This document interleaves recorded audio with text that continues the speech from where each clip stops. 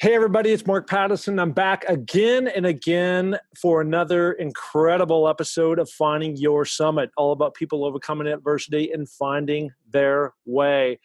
And my guest this week is another rock star, a very different story for me. I'm very excited to jump into it in just a minute. But before we go there, I want to remind everybody to please go onto my website. If you want to find out any information about my speaking or my blog, it actually says Everest, which is one of the menu bars at the top. And of course, you can find all the different podcasts. And speaking of the podcast, if you go in and give a ratings and review on iTunes, I would greatly appreciate it. It helps in getting the word out about all these amazing people doing incredible things. So I'm very excited as I started off with about my guest today. His name is Randall Reeves. Randall, how you doing? Doing well, Mark. Thanks for the invite today. Appreciate it. Yeah, so we're sitting here talking on April 16th, and this pod will probably run in a month from now. And it's really interesting that we're sitting right in the thick of the COVID-19 crisis around the planet. And that's exactly where you've been all over the planet, not with COVID-19, but you know, your whole background, which we're going to dive really deep into today. You're just this incredible explorer that's been all over the globe in a boat, and you've done things that literally nobody on the planet has ever done. And probably at this point in time right now with this crisis, there's probably no better place to be than on your 45-foot aluminum boat floating out there somewhere in the sea. Yeah, you'd think, right? You'd think, because you're certainly not going to catch COVID-19 out in the middle of nowhere. The only challenge there, Mark, is that you can't come in anywhere. Right now, pretty much all the ports are closed. So it's committing. If you're going to go out to sea to escape COVID-19, you better be prepared to be there for a long while. Yeah, well, let's talk about that, because, you know, you've spent, at least 306 days at sea. And so the question is, what the hell are you doing, 306 days, 8 months, out sailing? And what I want to start with, and as I was going back on your history, you do have this log of incredible sailing tales to different exotic places around the planet. But this last one that you just came off of, it seemed like it was the one that really put you on the map in 2018. And essentially what you were doing is trying to become the first ever person to attempt and circumnavigate the Americas and Antarctica by yourself.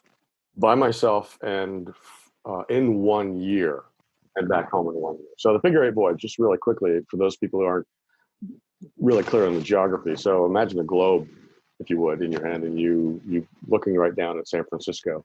Figure eight voyage is an attempt to sail from San Francisco all the way south, all the way to the bottom of the world, down to the bottom of South America, make a hard left, go all the way around Antarctica, back to South America again, all the way up the Atlantic, way up into the Arctic, into what we call the Northwest Passage, make a hard left there, across the top of Canada, Alaska, and back home to San Francisco, about 40,000 miles in 1 year. A really challenging bit of water, because you're going all the time, for one thing, and you're in some amazingly difficult places. So let's get into that. So the first thing is, how did you ever come up with this idea? I mean, where was this? what was the spark for this inspiration? I left my home and my lovely wife in 2010 for my dream voyage.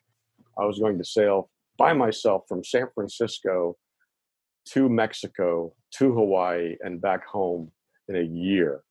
And I had been saving up and practicing for that forever. And I got down into Mexico and spent the winter of the Sea of Cortez, and realized that all the sailors down there were headed for this place I'd never heard of, called the Marquesas. And I did some research, realized that's in French Polynesia, where we find Tahiti, and thought, wow, that's just really cool. I want to go there. So invited my lovely wife down to La Paz and talked to her about what it would be like to do this extra long voyage. Oh, how long would it take, sweetheart? Well, it's going to take another year, given distances and hurricane seasons. So your 1 year voyage will become a 2 year voyage. Yes, honey, I'm afraid that's what it'll be. She thinks for a moment. She says, well, I think you should do that, which just shocked the hell out of me. But so I left on a 1 year cruise that was going to be Mexico, Hawaii, and home, and it turned into a 2-year cruise that was Mexico, Hawaii, French Polynesia, Alaska, home, and got home and realized, wow, you know what? I really enjoyed that. I really found it challenging and satisfying. And when I paused to reflect, what I found most satisfying were the long ocean passages. So those required like a month from one place to the other. And I thought, well, what could one do that would be super challenging along those lines? And about that time, a guy named Matt Rutherford had just circumnavigated the Americas, and no one that I knew of had combined that with a circumnavigation of Antarctica. And that was kind of where the idea came from. I really wanted to get back out to sea. Really wanted to see if I could push the limits and what those limits were. It's just incredible. So in 2019, January of last year, I actually flew to Antarctica and I climbed Vincent Massif. Yes. And so in order to do that, the route that I had to go is LAX to Chile, Santiago, Santiago, down to Punta Arenas. And then I think it's not too far from there, which is the tip now of South America. And then not too far from there is Cape Horn. And between Cape Horn and Antarctica sits the Drake Passage. And it's literally, I looked it up last night, and I knew it at the time, but I just wanted to check my facts. And they call it the most treacherous water. I said I typed in Google, the most treacherous water in the planet. And it's the Drake Passage. And for people to understand, think about, the South America and Antarctica, which is like a gigantic island that sit with distance in between each other. And so there's this water channel that runs through the tip. And it's cold, it's windy, it's high seas, it's tides. I mean, like everything that you can throw on that fastball, you got coming for you. And so for you to go take that on, tell me about the Drake Passage. What was that like? I saw a little bit of footage. I mean, it just seemed really amazing. Like you could be out there in this 45-foot boat. Sorry for the helicopter above me. You could be out there in this 45-foot boat, and you could be surviving waves and swells. I'm sure that at times were at least double that you're trying to get through. I mean, how do you do that? When you are doing it, you sometimes wonder why you're doing it, right? Yeah. Cape Horn, to sailors, Cape Horn is known as the Everest of sailing. It is, as you pointed out, the nastiest, most difficult pit of water you can find. And part of the reason for that is that it's a very rugged and difficult piece of land sticking way, way, way down into the ocean, 56 degrees south. It's one of the furthest south pieces of land other than Antarctica itself. And then Antarctica has a large peninsula sticking up toward Cape Horn. So all of this water that has been, and understand that the wind down there blows from west to east. So clockwise around Antarctica, just around and around and around. So you've got these huge swells just going around and around and around all the time. And then they have to kind of be compressed in to the 600-mile wide gap between the southern tip of South America, Cape Horn, and the northern tip of Antarctica. And it is just super challenging. It is not at all uncommon to have 45, 50-knot winds, seas that are 25, 30 feet high, breaking seas, and then added into that difficulty is then not hitting the land, right? Getting around and through that quote unquote narrow passage without achieving catastrophe. It's really challenging. It's where I really came to grief my first time on the first figure eight voyage. I don't know if you are aware that I've tried this twice. Yeah, you pushed back the first time in 2017. That's right. Yeah, I met my first really big storm was right off Cape Horn. I was about 500 miles west and got into a gale that had 50-knot winds gusting 70. We did okay through most of the gale, but in the last part of the storm, the boat got knocked down. So technically, in sailor terms, a knockdown is when the boat is knocked all the way over 180 degrees, mast in the water, wave raking over the boat. That happened. Got a little bit of water in the boat, knocked out the autopilot, and on the next day, the mechanical device that I used to steer the boat also was disabled. So I'm at 56 South, 500 miles west of Cape Horn, and I have no way to automatically steer the boat. So a boat that's 45 feet long, like mine, is not designed to be steered by one guy on a tiller. So it was really challenging. Well, Okay, wait. Stop here. So, okay. yeah. No, this is incredible. So, what you're telling me is that you're in the that what is known as one of the most treacherous passages on the planet. You're in the worst conditions. There's 70-mile-per-hour winds coming at you, and it tips your boat over. Where are you? Are you under in the cabin underneath, or are you somewhere or another on the deck and trying to figure out how you're going to right the ship back up? No, luckily I was not on deck. That when the boat gets knocked down, and I've, having spent as much time as I have in the Southern Ocean at this point, 2 tries and twice around Cape Horn, you get knocked down a fair bit. And I've not had the misfortune of being on deck. That would be very challenging. You're with water just coursing over the boat like it would be. It's very difficult to stay attached to the boat. When you're on deck, you're always in a harness and an attachment to the boat. But it would be really challenging. I've been fortunate that I've been below each time we've been knocked down. Okay, so take any one of these times, and we'll focus on this particular time in 2017. So you're inside, it's all sealed up, and now you get knocked over, and your boat is more or less just floating out there, disabled. How do you get a boat upright again? Oh, sorry. Right, you did ask that. These boats, ocean voyaging boats, and most of the sailboats that you see out on any bay anywhere, are what we call heavy displacement boats. They have a large keel made out of lead. It's a lot of weight all underneath that hull, that white hull you can see above the water. And the purpose of having all of that weight down there is to keep the boat stable and to keep the boat upright. So a boat like mine, when it gets knocked over, it's a matter of seconds before it comes back upright again. That doesn't mean you've come up damage-free necessarily. Typically, a knockdown on a smaller boat or a lighter boat can take the mast out. That's a big danger in the Southern Ocean. Most of the race boats that have problems have either the keels fall off or the mast comes out. So keeping the mast up in the boat when the boat goes down into the water is a big deal. But this boat is built super strong. It's built specifically for this kind of voyaging. It has a rig so strong that when the guys at the boatyard look at it, they say, "Oh, this is too big. This is made for boats that are 200 feet." So it's really made to be rolled, made to be knocked down, made to be able to do things like that without too much injury. Okay, so now the winds eventually calm down. The boat rights itself. Yep. But you're essentially disabled out there because you don't have your automatic pilot system in place. Right. And some of the other things to make the boat go. So what's the plan now to get your boat safely back to, I guess, some port, right, to either get repaired, or what was the plan? Very close to where you pulled in. My target was Ushuaia, which is the town furthest south in Argentina, 500 miles east of me. And the challenge for me was that although the boat is designed to do this kind of voyaging, it's designed to be steered by a mechanism, not by a human. I have a tiller, which is not a steering wheel, but a tiller, which is just a long rod attached to the rudder. It's just kind of short. It doesn't give me a lot of leverage. And so I had to hand steer. There was no other option. I hand steered 12 to 18 hours a day for 5 days to get into Ushuaia. I would heave to at night, which in this case simply meant lashing the tiller to one side of the boat and letting the boat do whatever in the big seas that were out there. And that was pretty frightening.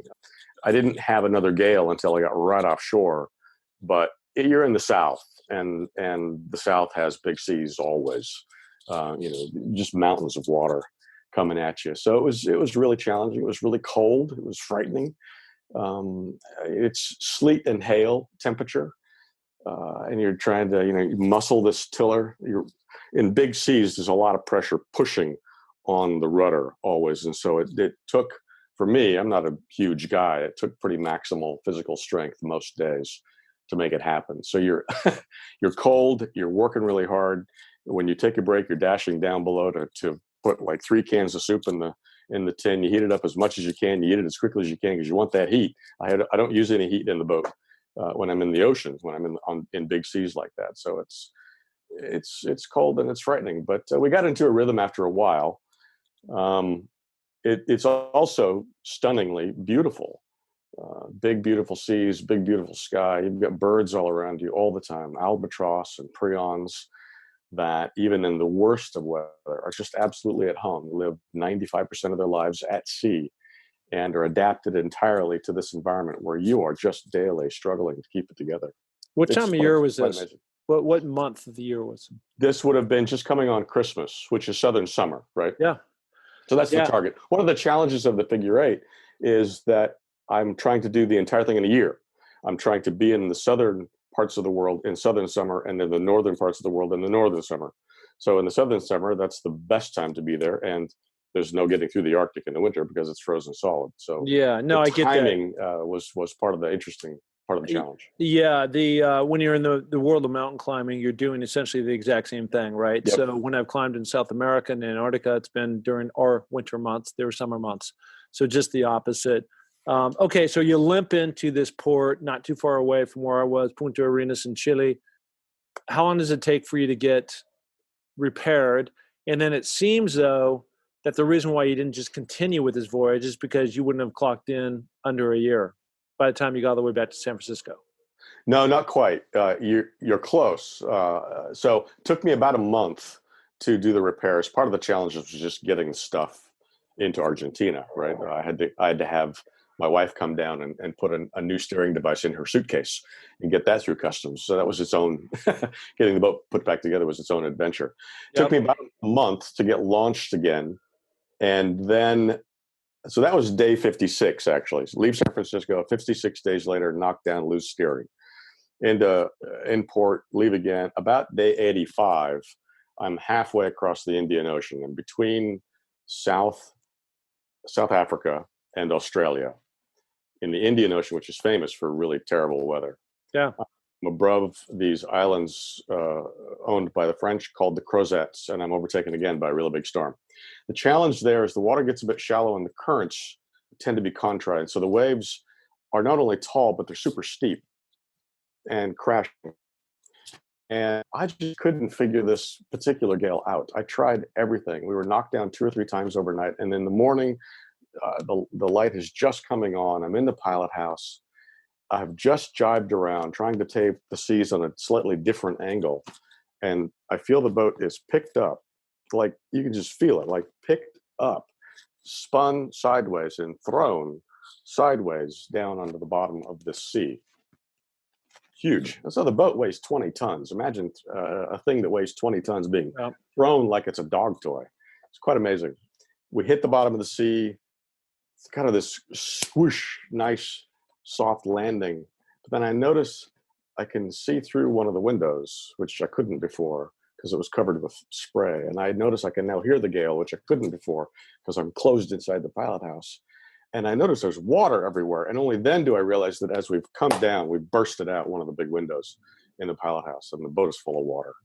And all this water is coming over the nav station. So all my electronics are knocked out, my navigation electronics, communication electronics. So on day 84, I'm disabled again. And I limp for a month into Hobart, Tasmania. And there, to your earlier point, there's where I realized, you know what? This isn't going so well. Yeah, so this is the big island off Australia. That's right, South Australia. Yep. And the south part of that island is a town of Tasmania. So what I realized then is that by the time I've gotten the boat put back together to launch again, even if I'm successful at getting underneath Cape Horn for the second time, I will probably be too late into the Arctic. The Arctic timing is extremely sensitive. You've about 5,000 miles of really icy run. You've only got 60 days to do it. Otherwise, you're stuck. Right? You get trapped for the winter. Yeah, you're 10 months. You're Shackleton. Yeah, well, if you're lucky, right? Yeah, but you're at least stuck. Yeah, exactly right. So I decided I could. The options were to hang out for a year and start again from Tasmania, and that just seemed like the not very adventuresome way of going about it. So I decided to sail home and try again the next year. So I sailed from Tasmania nonstop back to San Francisco. I did a full circumnavigation of the globe in like 8 months, but definitely a failed attempt at the figure eight. And that was 2017, 2018. I left again in the fall of 2018 for try number 2. Wow. Okay, so let's pick it up. Now you are successfully making it down. You're going back through this time successfully through the Drake Passage, and now you're going around Antarctica. What kind of, and again, this is 2018, what kind of challenges did you have going around Antarctica? Because, look, I was down there in the mid to late January of 2019, and everywhere I could see, there wasn't a drop of green. It was 100% ice and snow everywhere. Yeah, it's amazing in the degree to how alien and how foreign it is. So I didn't see any ice. There are many times you'll come around Cape Horn, and for the next week or two, between Cape Horn and the Falklands, and then even a little further north, you'll see icebergs that have broken off of Drake Passage or off of Antarctica. Did not see any this time, but you're in a really alien environment. So the ocean, makes up 2/3 of the planet, Yeah. and you're in a part of that planet where the wind is high all the time. The wind travels around Antarctica, west to east, goes around and around and around the globe, and it travels fast, and it's cold. So the seas are big. The air is cold. Everything you do is challenging because you're having to hang on all the time. It's a little bit like having a camper on top of a mechanical bull. If you chop the onion for the soup, and then as you reach for the soup pan, if you let go of the onion, it's on the floor. And then as you're reaching for the onion, if you let go of the soup pan, it's on the floor. And you're bruised and banged up all the time, and there's no heat, and it's wet. It does not matter how careful you are. And I'm sure there are corollaries to mountain climbing in this regard. It doesn't matter how careful you are. Wet gets everywhere. I had mold on the inside of the boat, just not because I was being careless, but just because you're in a wet environment and there's spray all the time. One of the great cruisers from about the 1970s was once asked what's the best technique for sailing in the Southern Ocean, and his one sentence was, "Keep the water out." And as it turns out, that's really hard to do. So it's just it's amazing, and it's a great privilege to be there. But it took me 3 months, 110 days, to sail from Cape Horn all the way around and back to Cape Horn again, 15,000 miles at about an average of about 47 degrees south, an average of about 1 gale per week during that time. And it's hard. It's just hard. And you are worn out by the time you get Cape Horn a second time. Yeah. So what are the most incredible creatures, mammals, animals? You probably saw lots of penguins, but there's got to be some incredible moments where whales are coming up, or there's dolphins, or I don't know what that would be for you, but did you any jump off? And it might not just be this particular gigantic voyage, but it might be something in the South Pacific or other places that you've been up in Alaska. What has stood out to you in terms of just breathtaking beauty? In the north, during the Northwest Passage, you'll see walruses and polar bears and a lot of the big animals that a lot of people talk about. But I think one of the most incredible animals for me, as I alluded to just a few minutes ago, is seeing the albatross. One of the real breathtaking things about being in the Southern Ocean is that you're surrounded by wildlife all the time.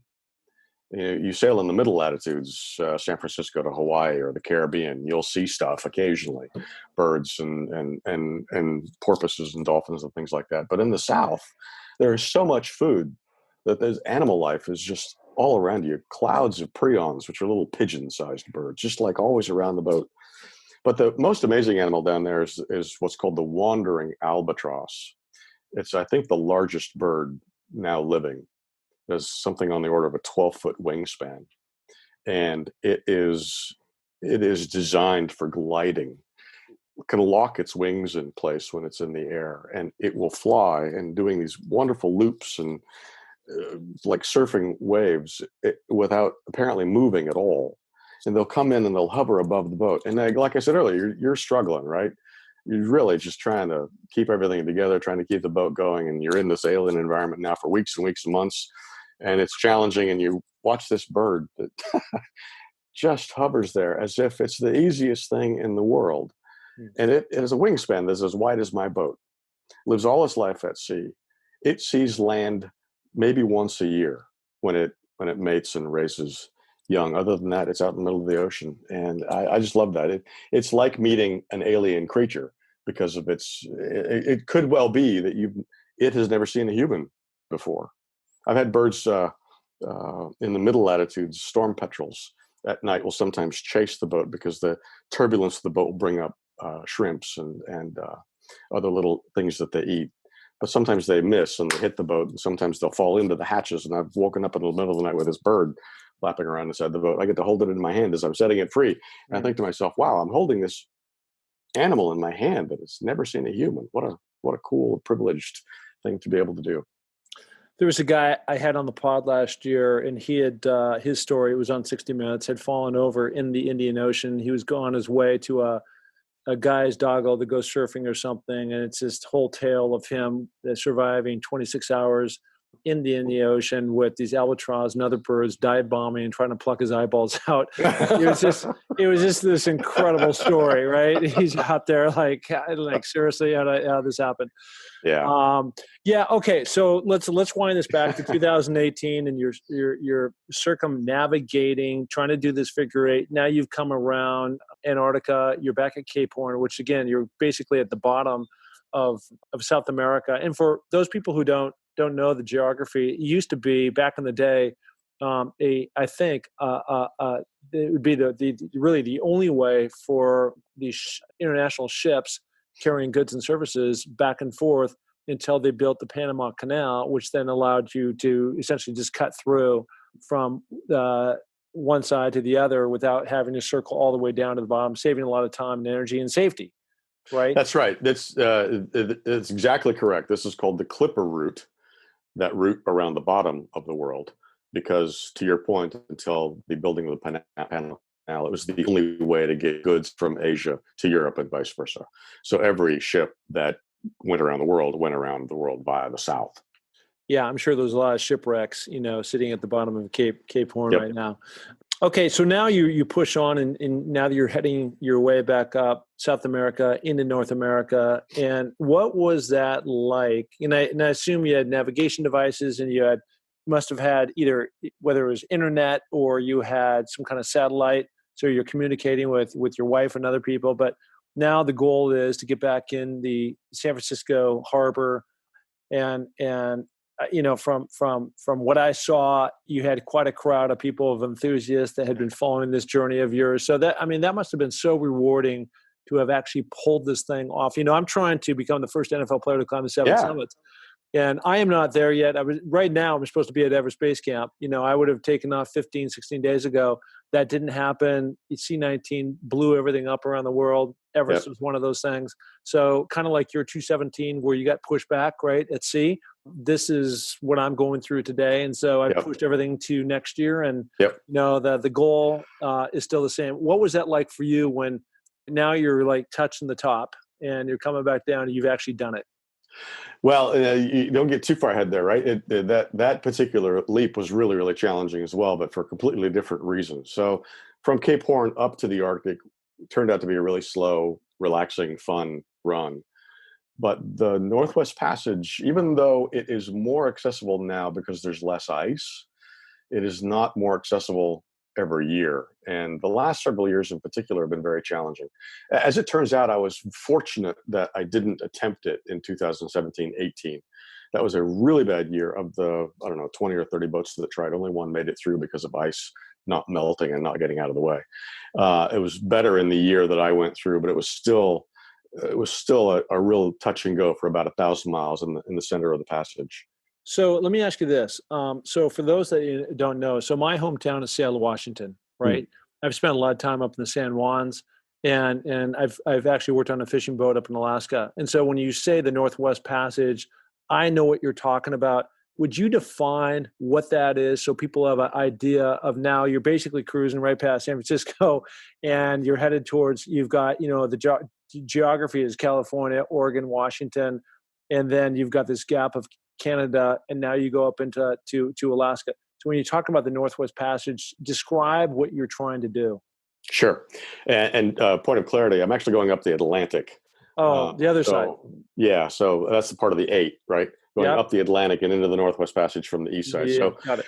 So the Cape Horn route that we've been talking about, that was a really historic passage called the Clipper Route for the reasons we've talked about, because there was no Panama Canal. The Northwest Passage is a really historic route as well, because people have forever and a day been trying to find a shorter way to get from Europe to Asia than going around the bottom because it's so dangerous. So I've been reading, so ever since I got back, I've been reading about this nonstop. We've been looking for the Northwest Passage since the middle 1400s. Basically, there is water above Alaska and Canada if it's not frozen. And if it's not frozen, there is a waterway connecting, the eastern seaboard with the west of America over the top of Canada and Alaska, and that's called the Northwest Passage. Very challenging because it goes through a very large archipelago of islands on the eastern side that don't flush out. They tend to hold onto the ice late in the year. So the whole run from, say, St. John's, Newfoundland to Nome, Alaska, across the top is about 6,000 miles. Long way, very maze-like in its characteristics. And you've only got 60 days to pull it off. Otherwise, it starts to freeze up again. So the goal is to arrive at the eastern end of the Northwest Passage, which is about midway up Greenland on the Canadian side. Arrive there about middle August and begin making your way in. And you're always kind of coming up to the edge of the ice, letting it melt, coming up to the edge of the ice, letting it melt, and have the goal of being out over the top of Alaska, a place called Point Barrow, before August. So not very much time, and a lot can go wrong. And like the South, there's not much going on up there.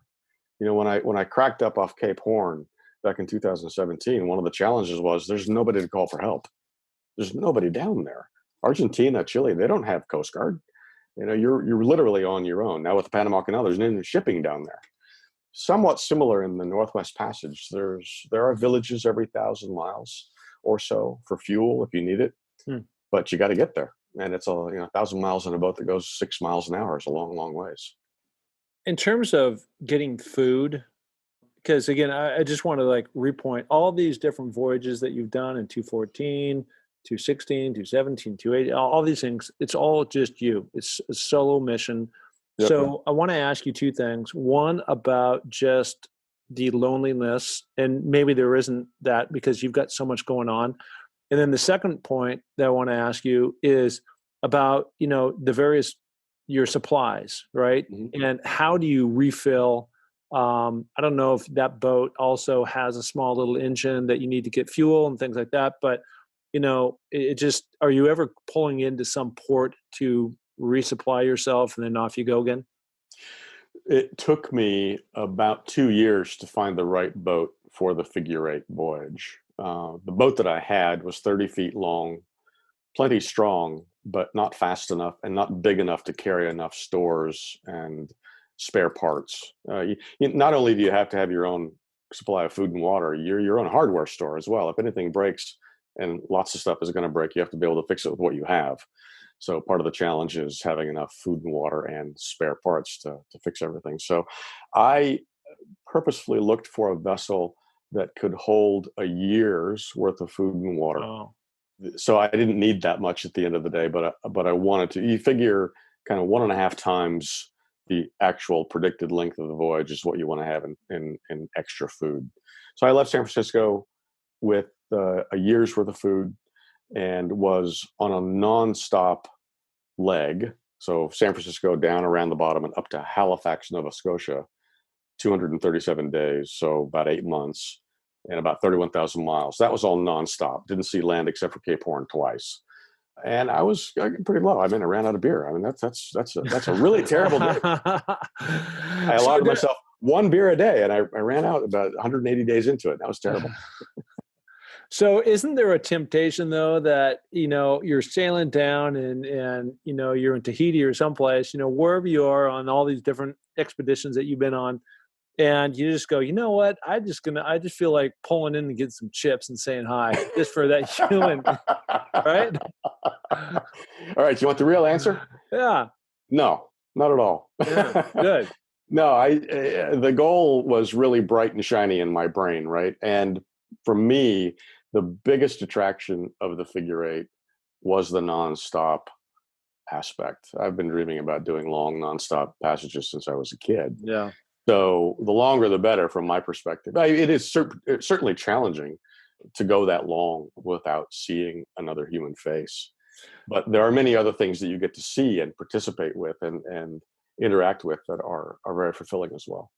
Yeah, I mean, look, I was joking around, and I can certainly understand what you're talking about because as a mountain climber, mountaineer, I'm so driven by the end goal, and that's what fuels me through. Like, I don't want to go and visit the small little village. I just want to go climb the mountain, and that's Right. that's what my whole brain is warped towards doing and thinking, and that's what the drive is, and that's why I don't spend a lot of time, doing your typical tourist things that other people would probably do. Okay, so now let's go back, and so now you've gone through the Northwest Passage safely, and you're coming around Alaska, and now you're coming down past Washington, Oregon, and coming into San Francisco.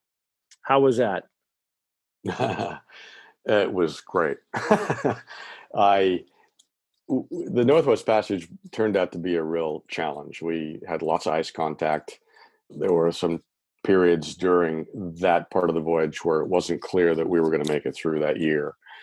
So the relief of getting over the top and starting to head south, down toward Nome, Alaska, through the Aleutian Islands and back into the Pacific, just the sheer relief of knowing that we'd gotten through the last of the ice was amazing. I mean, there were times. One of the big challenges in the Northwest Passage is sleep. You don't have time to sleep because if the ice is open, you go.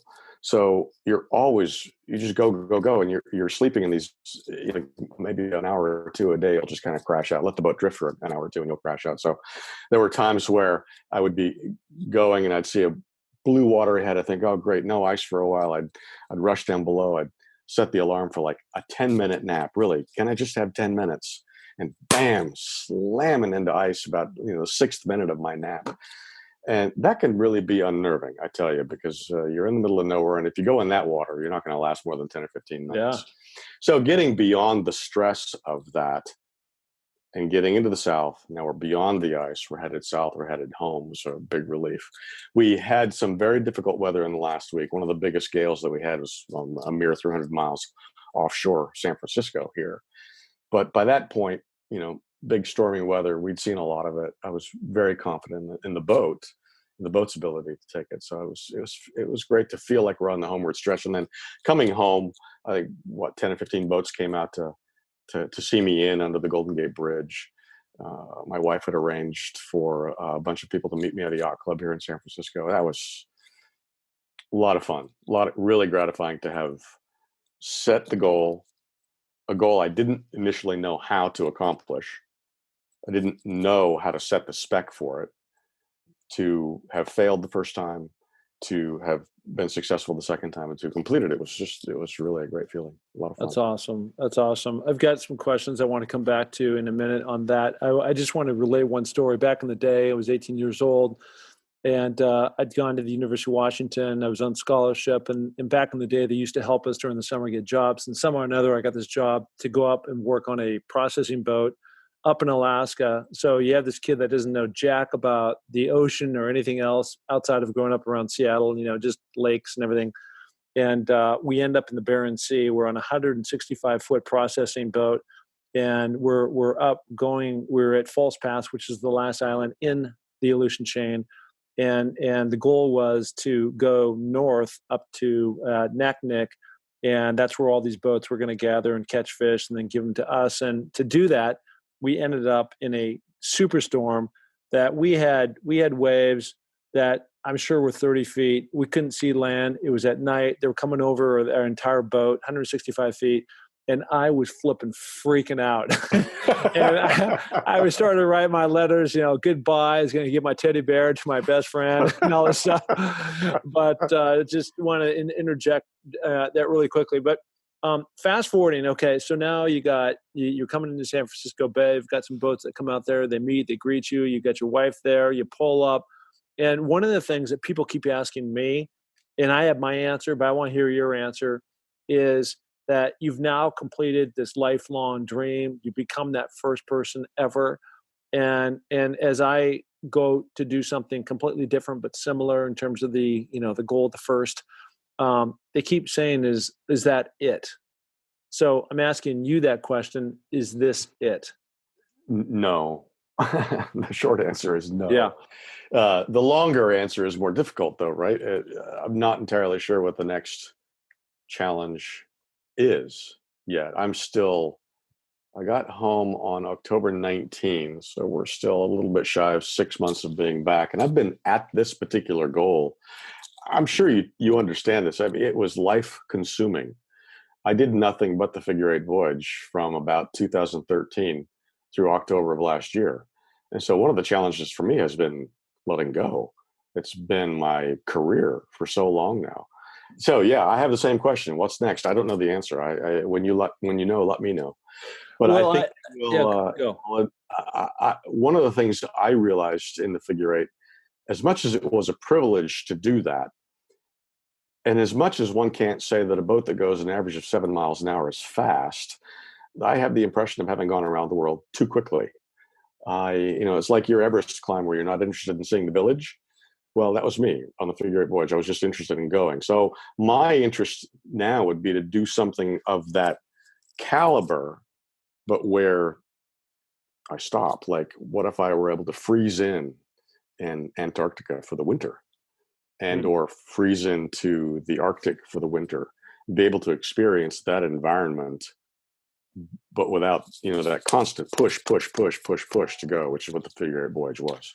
Well, I'm sure part of that formula has to do with your wife and how she feels about you going off in 5 year. Take your time. Yeah.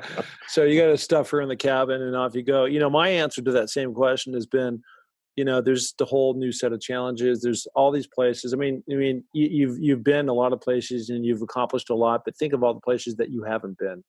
And I don't know what those are for you, but I know that there's a list. And for me, there's a list. There's the second highest mountains in the world. There's right.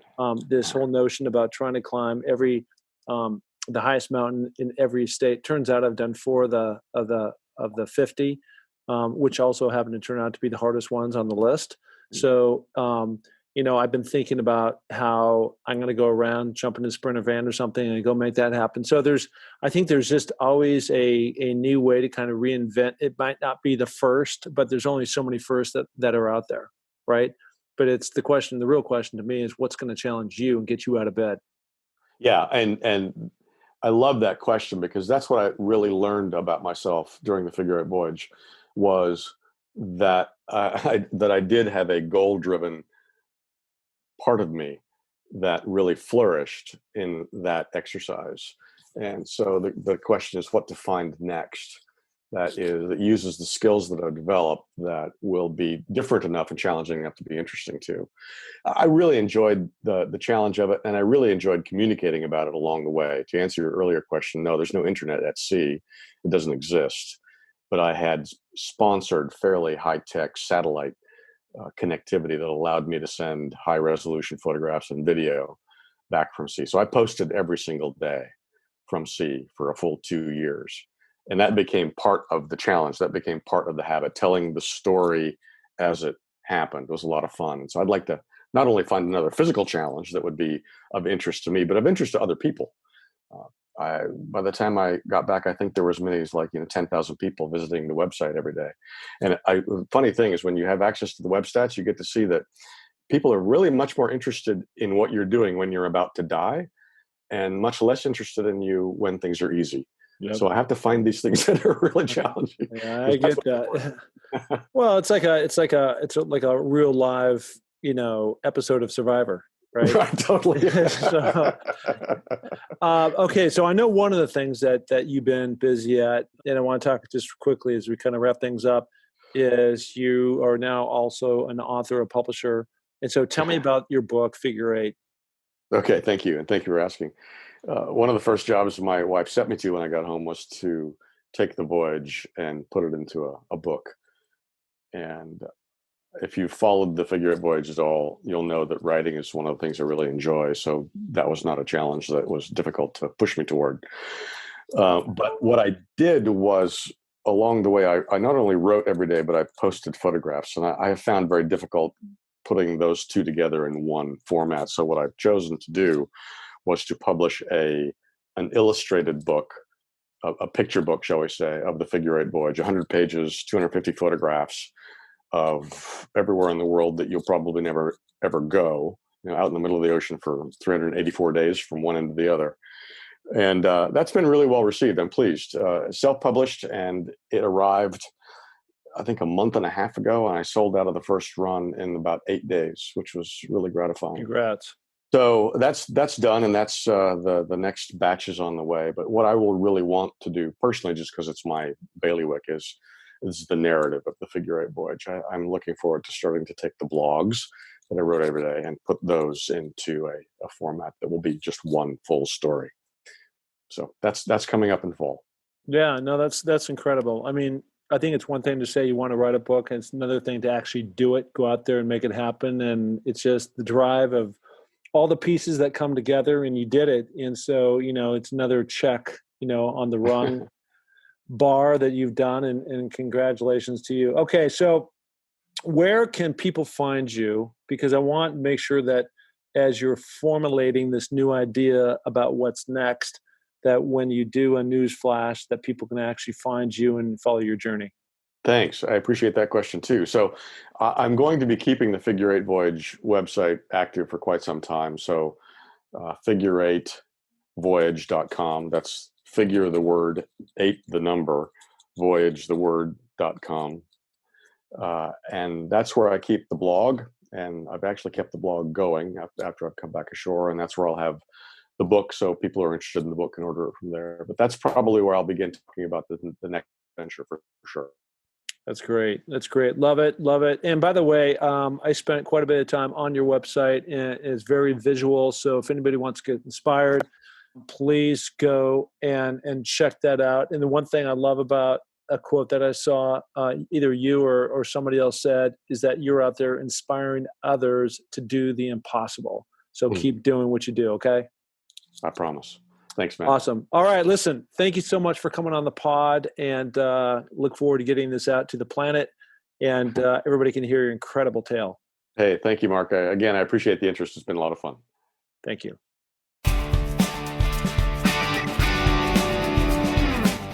Hey, and thank you so much for listening to the Find Your Summit podcast. We are so glad to have you along for this journey. And if you enjoy the show, please tell a friend, share it on iTunes, spread it to the planet. We're looking to broadcast this to every person that is out there because, as you know, everybody has their own summit that they're going after. Okay, if you're looking to follow my journey, you can find that through my social links on markpattissonnfl.com. That's Mark, M-A-R-K, Pattison, P-A-T-T-I-S-O-N, NFL.com. So, until the next podcast, just remember, clear eyes, full hearts, and remember, it takes a little more to make a champion, so make it happen. Thank you. Bye.